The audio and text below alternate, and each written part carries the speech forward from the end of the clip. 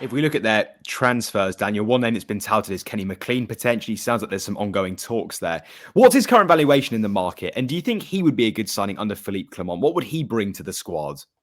Yeah, Football Insider, we've said this week that talks have already begun with Kenny McLean about striking a deal. I don't think it'll be much more than around £1 million for McLean. He's certainly not on the younger side of the scale, although he's still got plenty of years left. He's a very talented player, really reliable in midfield. Has a bit of steel that I think Rangers could really do with in the centre of the park. It's had a good spell at Norwich, but I think it's understandable that their failure to win promotion back to the Premier League has opened this opportunity up for him, and I think it's probably a deal that both sides would be quite happy in terms of Kenny McLean and Norwich City would be quite happy to do. He's a Rangers fan himself, so he understands what it means to play for the club, and that's something that their fan base has been crying out for. As some players that maybe just have a slightly better understanding of what it's like to play just in Scotland and even in Glasgow, and what the bubble is like. And Kenny McLean certainly gets that. And with what we're hearing, what's been reported by Football Insider this week about James Tavernier's future at the club, Kenny McLean could easily be a candidate for the captaincy.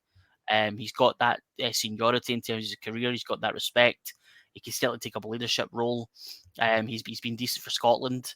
Scored an absolutely vital goal during the qualification campaign for the Euros, late winner against Norway, which effectively helped us qualify for the tournament. With so many games to spare. And play a player that Steve Clarke has a lot of trust in from a Scotland point of view. So yeah, I think he'd be a great signing. So if Rangers can get that deal done, I think it'd be a really good bit of business. And Paul, to pick up on that, like Daniel mentioned, actually, Connor Golds and James Tavernier both being linked with moves to Saudi Arabia, potentially to Al Ettifaq, Stephen Gerrard's team he's currently managing. What do you make of that news? And what sort of fee or valuation do you think it would take to prize both of them out of Rangers? Well, when the Saudi Pro League comes knocking, you're going to get a good fee, aren't you? And that's what a lot of players look at and a lot of clubs look at. It's like anything. Players' value is relevant to who wants to buy you. I mean, it's the same as property. Your house is worth whatever somebody's willing to pay for it at the time. And players are the same. If you've got the likes of those players leaving the club and they were going to, say, English Premier League clubs, that the fee wouldn't be as high.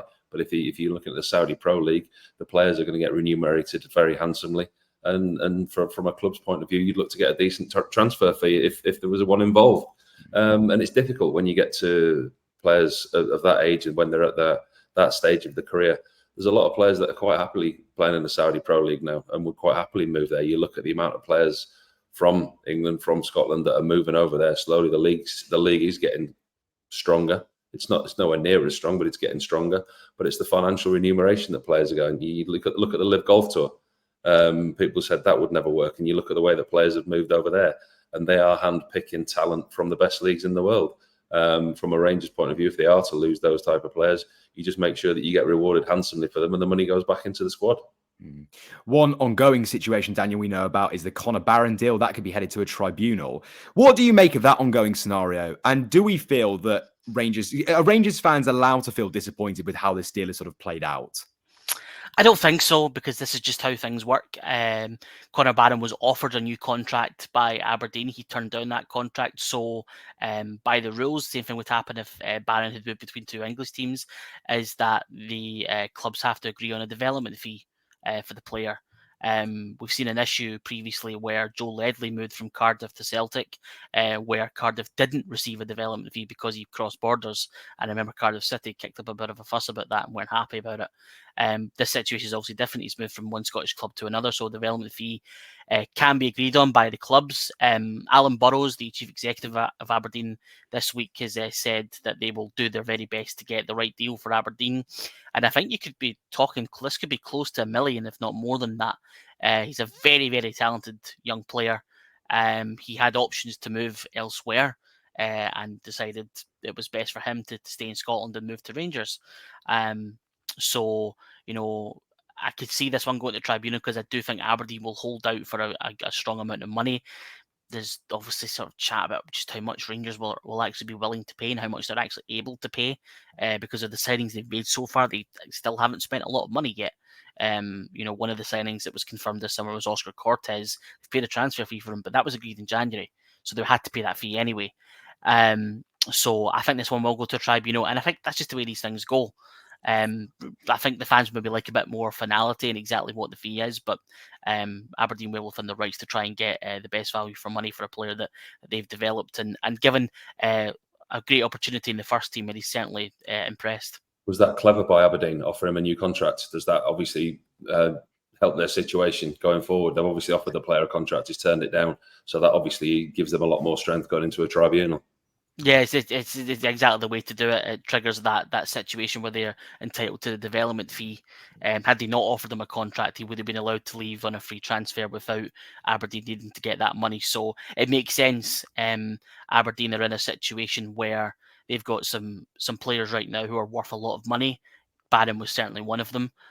So well within the rights to do that. And yeah, very, very smart business from a club who, will want to compete this season. With not necessarily Celtic and Rangers, but certainly competing for those European places after a really, really disappointing season just gone by. Yeah, really, really smart from Aberdeen to do that. And we focus on some exits as well, Daniel. There's some talk about Cyril Dessers potentially leaving the club. What's his valuation in today's market, and how much of a blow would it be for Rangers if they are to lose him? I think you're probably talking about £4 or £5 million. Dessers is a very weird one. I think I explicitly stated on this podcast back in December that I didn't think much of him at all, and he went on to score over 20 league goals, despite missing probably about 3 times the chances. Very, very frustrating player, but yet has a prolific goal scorer. So fair play to him. He actually had a really good second half of the season in particular.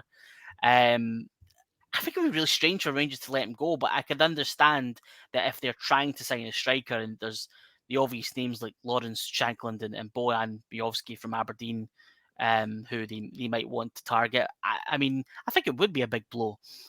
Because he's a player that the players around him clearly find easy to create chances for. Yes, he misses a lot of them, but he often scores at least 1 or 2 of them as well. So yeah, I think if he does leave, it would be a weird one. Philip Clement seemed to have a lot of faith in him after he came into the job towards the end of last year.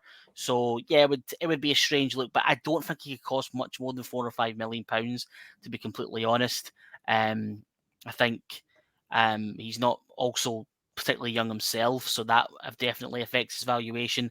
But if he did leave, then Rangers, and this was a problem for them last summer as well, they need a prolific goal scorer. They need someone to come in and guarantee 20-25 goals a season. Well, based on last season's numbers, Dessers does guarantee that. So why you would let him go is a big question for me. You've just watched a segment from Football Insider's brand new podcast, The Inside Track, with me, Lewis Pearce, alongside the guests on the show. Thanks very much for tuning in. Please do give the video a like, comment your thoughts on the topic, and feel free to share on your social media pages. If you want to listen to the full podcast episode, click the link in the description below. Keep your eyes peeled for plenty more content and exclusives here on The Inside Track.